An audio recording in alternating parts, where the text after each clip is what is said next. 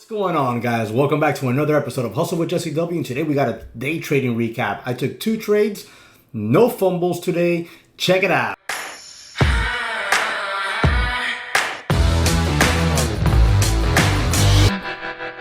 Well, guys, after yesterday's fiasco, I decided to come in today, clear mind. I'm focused, centered, prayed in the morning, and I said we're gonna sit down and we're gonna do good today. We're gonna take advantage of the day. And I took 2 trades. My first trade was a loser, and I did not let that get me down. I reset myself. I looked for the next stock that I had on watch, and found the setup, jumped on in, and capitalized on it. I caught a real nice move on OSN. But before we jump into all that, I'm going to show you a great looking pump and dump stock. Well, not stock, but chart. So that if you haven't seen a pump and dump chart before, I'm going to show you this one right now. And I would love to know who's responsible for it. If you know what Furu did this, drop it in the comment section below. But before I show that, make sure you smash that like button for me and subscribe. All right, guys, we'll take a look at this. If I can get it over here. There we go. Pump and dump galore. Look at this. It's like typically this is how this would work out, right? No volume really in pre-market at all in this stock. Opens up, comes on down, and then starts to rip up, and you can see, you can hear the Furu. All right, guys. I see volume coming in. I think I'm gonna jump in at the break of 550. Bang! He bangs in like he probably had the position before and just added at 550. Then when he puts out that alert, all his followers, who could be 500 to 1,000 of them in a chat room, buy it up on market orders, because that's what he teaches. Consolidate sideways. Maybe he takes some here, and then all of a sudden more people, as he tweets, boom, boom, boom, boom, and it goes from $5 to 923. What's the high of this candle? Won't show me? There we go. High 924. From $5 all the way to 924, all the way back down to $4 and change. That is insanity. I don't know how these people can live with themselves. They get up here, they put a sold order, market order out, alert their followers. Their followers start to market order out. And as they bought here and here and here, they start to get dumped on and crapped on. It's really just, it's horrible. But that's the pump and dump of the day. Hope you enjoyed seeing that on the chart. It's a bit of a Christmas tree if you really look at it. It's like the stars up here, and then it comes all the way back down, but there's no presents, so everybody gets depressed. Unbelievable. Anyways, so I took 2 trades today. SSNT is the first trade I took. Oh, here we go. Perfect. It's already up here. So SSNT, excuse me, guys. I had to reshoot this entire video because I shot it without any audio. Cheers to me, huh? So SSNT opens up, and we have this huge squeeze from the 270s. I mean, that's a big squeeze, all the way up to basically $4, $3.97. It starts to squeeze up even higher, goes all the way to 569, 570. And then, quick dip down here, right in front of $5 and squeezes right back up to the 6s. Then gets halted finally at 23, 27, somewhere up there. It gets halted. So I was watching it here and I was thinking, okay, let's get a quick dip down into VWAP where one can get long in front of, knowing that this thing has huge spreads, pockets of air. You'll break $7 and there's nothing on the ask until 725, 750. So you have to give this thing room, all right? It's a very low float stock, 2.39 million in the float. So I was looking to get long with very small share size. We have a dip down to VWAP. I get long at 715, I think it was. And, or maybe it was in this candle here. I get long, 715, and I get stopped out right here at 605. So my stop was 605. I knew I had to give this thing of at least a dollar range, because look at these candles. This is 616 all the way to 820 something. 567 $3.79. So I had to give this thing some major room. So because of that, I only took 100 shares. By taking 100 shares, I minimized my risk to the downside, being 150 bucks, but my upside potential is easily $2. Like easily $2. Because this thing breaks over 8 and it's gonna break over 9. And that's it, I'm up $2 a share. That's $300. I'm risking 150 bucks for the chance of making 300 bucks. And I would have just taken some right here and held on to at least 50 shares looking for a squeeze up to 10 bucks. You know, making this a $350, $400 trade. So the risk reward was there. I knew it was extremely high risk. That's why I only took 100 shares. I get stopped out there. And now this stock needs to be kept on watch. Because since it's so thinly traded, if we get a break over VWAP, like if we continue to hold this $5 to $4.50 area and we get a break over VWAP on some decent volume perk, I mean, we could see this thing up here to $7, $8 by the close. So it's definitely something that needs to be kept on watch. I don't think I'm going to trade it again. I think I'm going to book my profit and just call it a day. But I'll keep it on watch. You never know. If I do trade it, I will tweet about it in the afternoon. So after that loss there, I took a $170 loss after commissions and etc. My attention turned over to what's the next stock that I've been watching today. You know, what's the next stock that I've been watching? And if you follow me on Twitter, you know I tweeted my watch list this morning. If you don't follow me and you want to get my watch list in the morning, in the description section below, you'll see my Twitter. You can follow me there, and I have all my social media links there. You can follow me on those.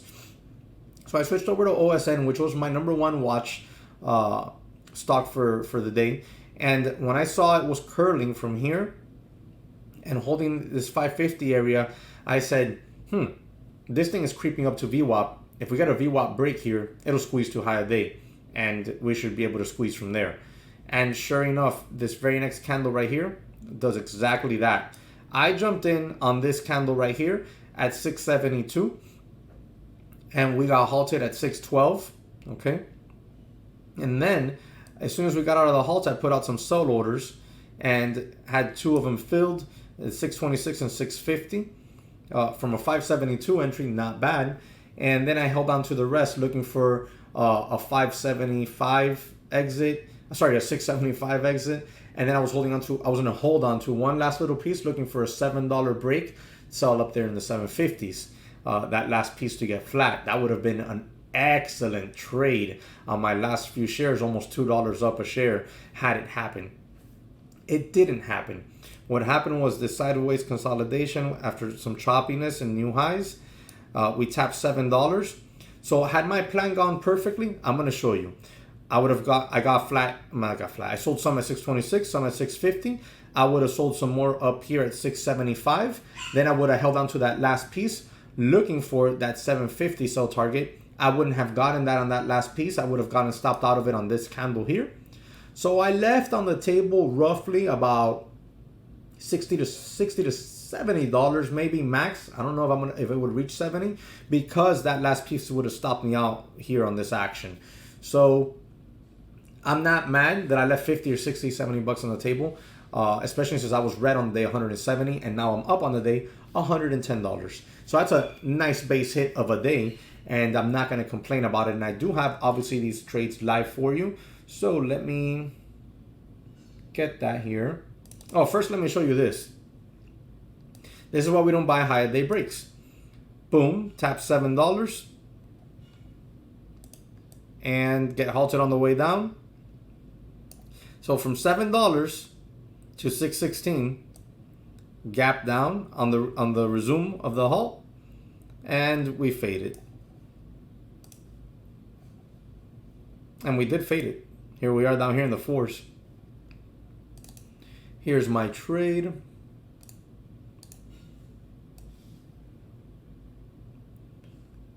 All right, you can see everything perfect there. So I'm in this already at 572. I'll show you my orders after we see this trade go through. This volume increase is real nice on that VWAP break, gets halted, which sucked. If this thing doesn't get halted, it goes straight to 650. Take some off there and the rest in front of $7 and hold on to the rest, you know, for the big squeeze and push. Now my stop is just underneath this 90 MA. And I'm waiting for this 90 MA to creep up here to $6, crossover VWAP. increased volume caused this stock to squeeze out all the way to $7. Now my stop is increasing under this 90 MA. Volume is increasing. I already took off a lot, so let's go back. 500 shares, I'm in there. I sell 250 right out of the resumption of the halt. I put out an order at 650 on the ask for another 100 shares. I sell those, so I put it on the ask 650. That should get filled here, so that's a real nice take profit there from a 572 entry. We pull it in. I'm comfortable as long as we hold this area. Stop under 90 MA. Volume increasing very nicely. 90 MA, jumping back up there. So now at this point, the 90 MA is crossing over VWAP. VWAP and the 90 MA at that $6 area. No matter what, I leave this trade with profits on all my sells, because if we get underneath this 90 MA and this VWAP, I'm out of the trade on my 150 shares that I have left. So that would be like a 590 something exit, So I'm sitting comfortable.